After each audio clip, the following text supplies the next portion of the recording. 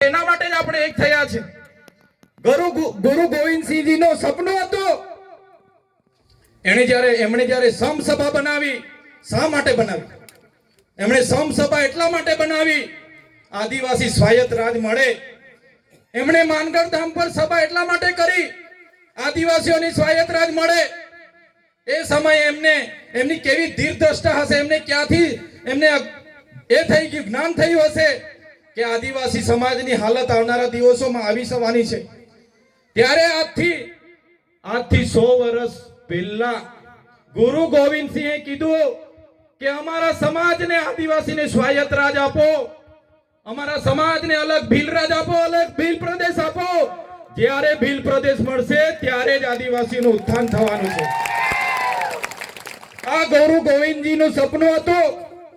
આજના મંચ પરથી ઘણા દાદા, ઘણા મિત્રોએ ખૂબ સારા ઉપદેશો આપ્યા છે, સંદેશાઓ આપ્યા છે. આપણે બધાએ ઉપદેશો, એ સંદેશા ગુરુ ગોવિંદસિંહની વિચારધારા પર ચાલવું પડશે. તે જ દિવસે આપણો સમાજ એક થશે. મારા સાથીઓએ ખૂબ સારી વાત કરી.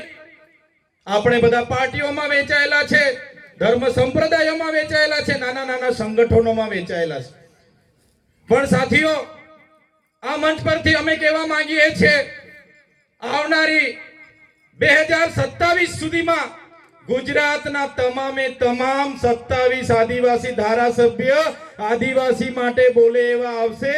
તો આવનારી 28માં રાજસ્થાન અને મધ્યપ્રદેશમાં પણ બોલે એવા આવશે. આવનારી 2029માં મહારાષ્ટ્રમાં પણ આવશે. એવું કામ આપણે બધાએ સાથે રહીને કરવું પડશે. તો જ આપણે ભીલ પ્રદેશ બનાવી શકીશું.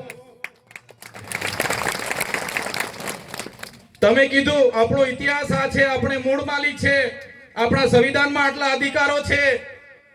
પણ તમે મને કહો, તમે મને જણાવો, જે કાયદાની વાતો તમે અહીંયા કરીને ગયા, એ કાયદાના અમલ કરનારા સેશન કોર્ટ હોય, હાઈકોર્ટ હોય કે સુપ્રીમ કોર્ટ હોય, કેટલા આદિવાસી જજો ત્યાં બેઠા છે? બતાવો મને. આપણી દેશમાં 8% વસ્તી છે, તો દેશમાં ગુજરાતમાં 15% વસ્તી છે. ગુજરાતમાં હાઈકોર્ટમાં 100 જજમાંથી 15 જજ આપણા છે. 15 કલેક્ટર આપણા છે. 100 એસપી માંથી 15 એસપી આપણા છે. 100 તલાટી, 100 ટીડીઓ, 100 મામલતદારો માંથી આપણા 15 છે. નથી. શા માટે નથી? કેમ કે આ સરકારોએ એવી વ્યવસ્થાઓ કરી છે. આજે તમે બજારમાં જશો, ગાંધીનગર જશો, અમદાવાદ જશો, સુરત જશો, ભરૂચ કે વડોદરા જશો, 100 માંથી 90 મજૂર આદિવાસી મળશે, પણ 100 માંથી 2 જજ આદિવાસીઓના મળશે નહીં. આ પરિસ્થિતિ છે. આપણી સંવિધાન કેટલું સરસ છે. સંવિધાનમાં આપણા અધિકારો છે, અનુસૂચિ 5 ના અધિકારો છે, રૂઢિ ગ્રામ પ્રથાના અધિકારો છે, રૂઢિ ગ્રામ સભાના અધિકારો છે. પણ જ્યાં અમલીકરણ અધિકારીઓ આપણા નથી, ત્યારે આ સંવિધાન નું અર્થઘટન ખોટું કરીને આપણી સામે આટલા મોટા પડકારો ઉભા કરવામાં આ સરકાર લાગેલી છે. અમે ધારાસભ્ય છે, અમારા અધિકારો અમે જાણીએ છીએ, અમારો પાવર અમે જાણીએ છીએ, છતાં ધારાસભ્યોને પણ આજે ઘરે જઈને પોલીસ નજરકેદ કરે છે. અમને પણ 2 દિવસ પહેલા ઘરે નજરકેદ કર્યા હતા, યાદ છે ને તમને? રાતો રાત અમારા પર પણ એફઆઈઆર થાય છે, અમને પણ જેલોમાં નાખવામાં આવે છે. આ પરિસ્થિતિ આજે આપણા મૂળ માલિકોની છે. વાસ્તવિકતા સ્વીકારવી પડશે. આપણે કીધું મૂળ માલિકોની વાસ્તવિકતા શું છે જુઓ તમે. મણિપુરમાં આપણી આદિવાસી બેન દીકરીઓને નગ્ન કરીને પરેડો કરાવવામાં આવે છે. આ આપણી મૂળ માલિકો છે. શા માટે આપણી બેન દીકરીઓને પરેડ કરાવવામાં આવે? મધ્યપ્રદેશમાં આપણા ભાઈ પર મૂત્ર વિસર્જન કરવામાં આવે. શા માટે? કેવડિયામાં 2 યુવાનોને મારી નાખવામાં આવે. શા માટે? કેમ કે આજે ન્યાય પ્રણાલિકા હોય, જ્યુડિશરી હોય, બ્યુરોક્રેસી હોય, આજે સચિવાલયો હોય, મામલતદાર હોય કે કલેક્ટરો, આપણા લોકો ક્યાંય નથી. આજે અધિકારી રાજ ચાલે છે, મનુવાદીઓનું રાજ ચાલે છે, અને એમાં આપણો સમાજ આજે એક નથી. એટલા માટે આટલી બધી અત્યાચાર અને અન્યાયનો સામનો કરવો પડે છે. આટલો મોટો સમાજ હોવા છતાં આપણા સમાજમાં આજે શિક્ષણ નથી, સિંચાઈનું પાણી નથી, એના માટે આંદોલનો કરવા પડે, શાળા માટે આંદોલનો કરવા પડે. ક્યાં સુધી આ ચાલશે? શા માટે? ત્યારે મારા સાથીઓને હું વિનંતી કરું છું, આવનારા ભવિષ્યમાં એક થવું પડશે. અને જ્યાં સુધી આપણું ભીલ પ્રદેશ 29મું રાજ્ય ના બને ત્યાં સુધી આપણે લડવું પડશે. 29મું રાજ્ય ભીલ પ્રદેશ બનાવીને જ આપણે રહીશું. ભવર દાદાને આ મંચ પરથી હું મારા સંદેશા મોકલું છું. મારા આદરણીય રાજકુમારજીને, કમલેશભાઈ ડોડિયાજીને, અમે ગુજરાતમાં તૈયાર છે. ખાલી તમે આહવાન કરો. આ ગુજરાતના લોકો રાજસ્થાનની સાથે જવા માટે તૈયાર છે. મહારાષ્ટ્રમાં પણ જઈશું. સમીરભાઈએ કીધું એ રીતના મધ્યપ્રદેશમાં જઈશું. બધાએ આપણે લાગવું પડશે. તો જ આવનારી પેઢીને આપણે ન્યાય આપી શકીશું. તો જ આવનારી પેઢીને ન્યાય મળશે. હું રસ્તે હતો અને ધારપુરના મારા ક્રાંતિકારી યુવાનોનો મારા પર ફોન આવ્યો. મને કીધું કે ચૈતરભાઈ તમે ધાનપુર હમણાં 10 મિનિટ આવી જાઓ. મેં કીધું શું થયું? એમણે મને વિડીયો મોકલ્યો.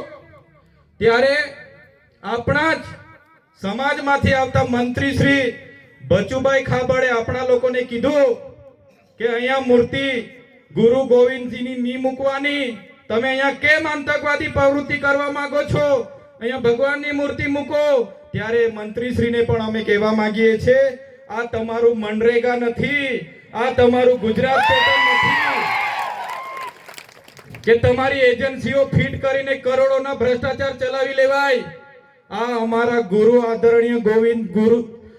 આદરણીય ગુરુ ગોવિંદજીની પ્રતિમાની સ્થાપના કરવાની છે અને અમે કરીશું. જે દિવસે અમને મૂર્તિ સ્થાપના કરતા તમે રોકશો, ગુજરાત નહીં, રાજસ્થાન, મહારાષ્ટ્ર, મધ્યપ્રદેશ અને ગુજરાતનો આખો આદિવાસી સમાજ ત્યાં ઉમટી જશે. અમે મૂર્તિ પણ મૂકીશું અને તમને બે હાથ જોડતા પણ ત્યાં કરી દઈશું. એ તાકાત આદિવાસી સમાજમાં છે. સાથીઓ, આજે સંવિધાનની હાલત તમે જોઈ લો. દેશના ગૃહમંત્રી અમિત શાહ લોકસભાના સંસદમાં કહે કે આજે તો ફેશન થઈ ગઈ છે આંબેડકર આંબેડકર આંબેડકર કરવાની. એટલી વખત તમે ભગવાનનું નામ લેતા તો 7 જન્મનો સ્વર્ગ મળી જતો. આમની માનસિકતા તમે જોઈ લો. એ જ માનસિકતા મંત્રી લઈને આવ્યા છે. ત્યારે હું ત્યાંના આગેવાનોને આ મંચ પરથી સંદેશા આપું છું, આહવાન કરી દેજો. અમે બધા જ ક્રાંતિકારી યુવાનો વડીલો ત્યાં પહોંચવા માટે તૈયાર છે. અમે આવી જઈશું. દક્ષિણમાંથી દમણના સાંસદ ઉમેશભાઈ પટેલ હોય, અનંતભાઈ પટેલ હોય, ચૈતરભાઈ વસાવા હોય, રાજકુમારજી હોય કે કમલેશભાઈ ડોડિયા હોય, દાહોદના યુવાનોને કેમ છું, જ્યારે પણ પ્રતિમા સ્થાપવાની હશે એના માટે બોલાવી લેજો. અમારી સેનાઓ સાથે અમે ત્યાં પહોંચી જઈશું. ત્યારે સાથીઓ, આજે આપણે ખૂબ સરસ આયોજન કર્યું છે. વધારે વાતો નથી કરતા, પણ એક થવું પડશે. આટલો મોટો સમાજ, આટલી મોટી વસ્તી, આપણો વિસ્તાર, આપણી જમીનો, અને જ્યારે આપણા જ લોકો સાથે આટલા બધા અન્યાયો થાય છે ત્યારે દુઃખ થાય છે. સાથીઓ, આપણે આ દેશના મૂળ માલિકો છે. સિંધુ ખીણની સંસ્કૃતિ એ આપણી સભ્યતા છે. જ્યારે આ સંસ્કૃતિ આ પૃથ્વી પર જ્યારે કોઈ નહોતું તે વખતનો અનાદિકાળથી આપણે વસનારા આદિવાસીઓ છે. ધર્મપૂર્વી આપણી સંસ્કૃતિ છે. આ સંસ્કૃતિ, સભ્યતા આપણે બચાવવી પડશે. સાથીઓ, જ્યાં પણ જરૂર લાગશે, આજે અમે અહીંયા આમંત્રણ મળીને આવ્યા છે. અમે કોઈ પાર્ટીના ધારાસભ્ય તરીકે નથી આવ્યા, અમે આદિવાસી સમાજના ધારાસભ્ય તરીકે આવ્યા છે. આદિવાસી બચાવવાની કોઈ પણ ઝુંબેશ હશે ત્યાં અમારું આમંત્રણ હશે, અમે પહોંચી જઈશું. એ સંદેશા સાથે ઘણા સાથી મિત્રો, સાથી આગેવાનો, કોઈ પણ પક્ષ પાર્ટીના હોય પણ બધા જ અહીંયા ઉપસ્થિત થયેલા છે. ત્યારે ફરી એકવાર બધાનો આભાર માનું છું. આયોજન સમિતિનો પણ આભાર માનું છું. આજના આ કાર્યક્રમમાં અમને બધાને આમંત્રિત કર્યા, અમને સન્માનિત કર્યા અને બે વાત મૂકવાની જે તક આપી છે, ત્યારે તમામ સાથીઓનો આભાર માનીને મારી વાણીને હું વિરામ આપું છું. જય આદિવાસી, જય જોહાર, જય ભીલ પ્રદેશ.